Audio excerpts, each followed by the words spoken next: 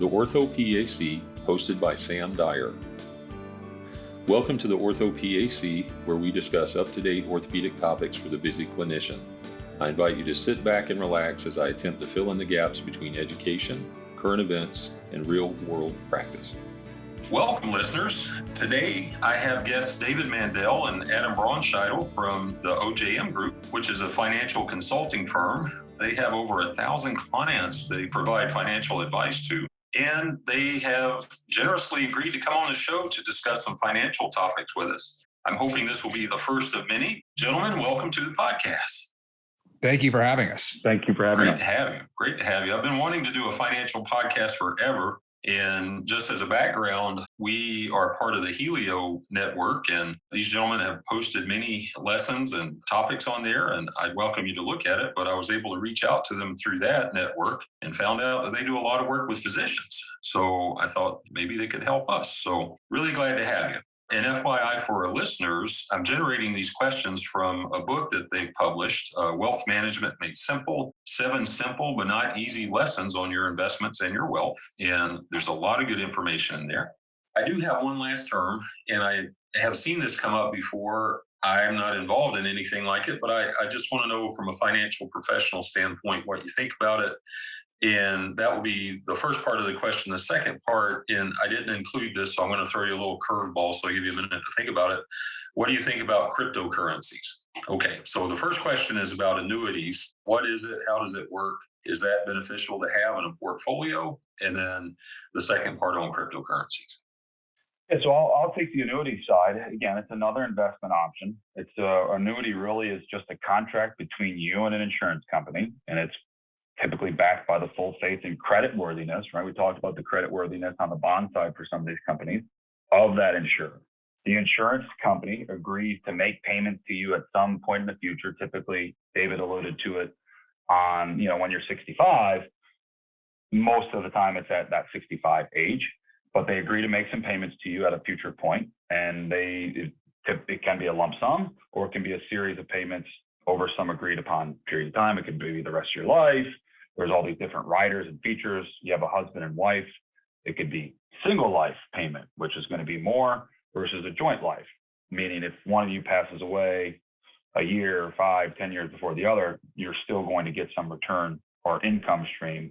It just be, it's typically cut in half or by a third from what that original amount was when you're both alive.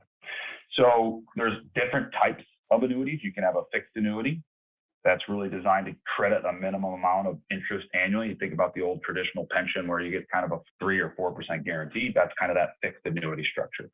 Variable annuities give the investor an option to invest in underlying funds. We talked about the index funds. An index annuity, as an example of a variable annuity, it's a form of crediting tied to an index. We see a lot of them tied to the S&P.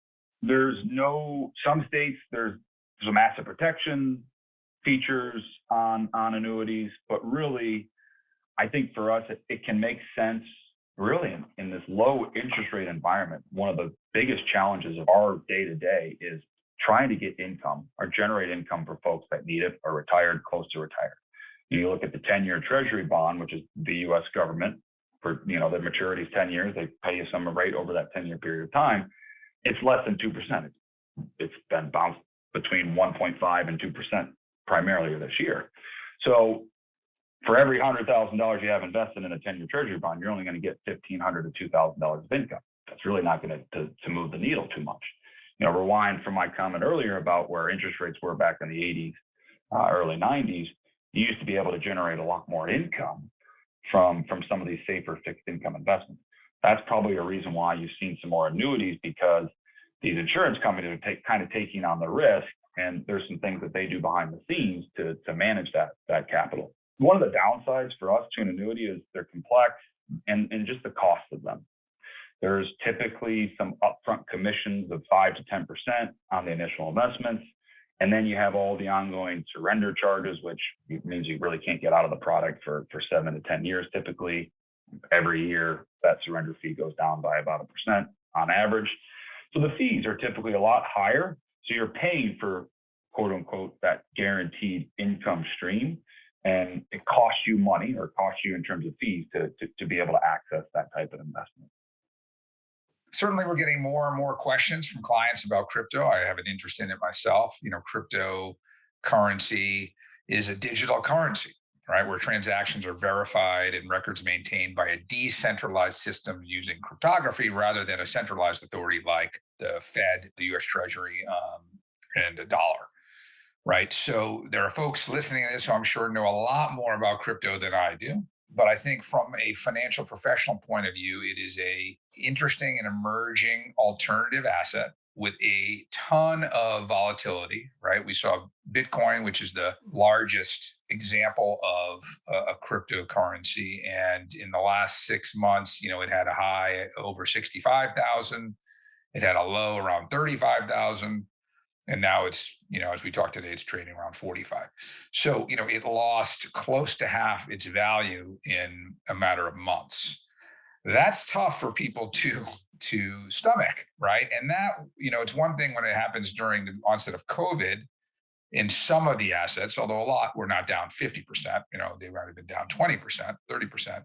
But that hopefully is a once in a lifetime situation. The last 6 months, and the downturn of COVID during the fall really didn't correlate to anything that was, hugely impactful on the world other than everything else that's been going on in the world. Really, we can't point to something like March, which was of 2020, which is total shutdown. So my point of all of that, and this is somebody who owns crypto myself, is you have to, if you're going to look at that asset, understand, have some belief in it, do some research, understand, because there's a lot of options out there. You have to, buy it on some kind of digital exchange like a Coinbase or a TRX or one of these. And there's probably other ways to do it that I don't even know about.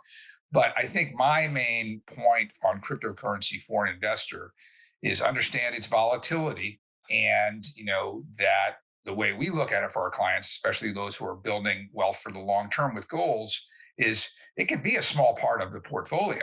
It's just probably going to be the most volatile part, and we don't want to be relying on that for a significant part of our retirement. We want to balance it out with more stable assets around it. But it's certainly a thing of interest, and I'm sure many of your listeners are already investing part of their assets in that. Absolutely. You see a lot of it and you read a lot of it, and I don't know enough about it. I'm not personally going to invest in something that I understand more about, but thank you for clarifying that, because I just want people to know.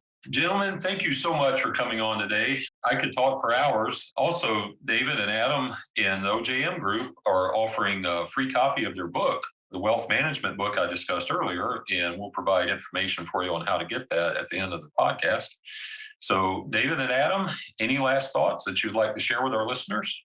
I think getting the book would be a great next step, because it does kind of start with the basics, as we talked about today, into how to find a financial advisor if you want one. What are the business models out there? I think a big problem that people, prevents them from moving forward is they don't know who to trust in terms of if they're going to work with a professional advisor. And we try to pull back the curtain and explain what the business model is what a fiduciary standard is, what a suitability standard is.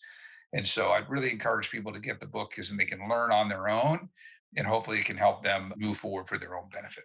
Great. Well, thank you both for being on today. I really appreciate your time and expertise. The options for getting your copy of the book, you can visit the OJM bookstore.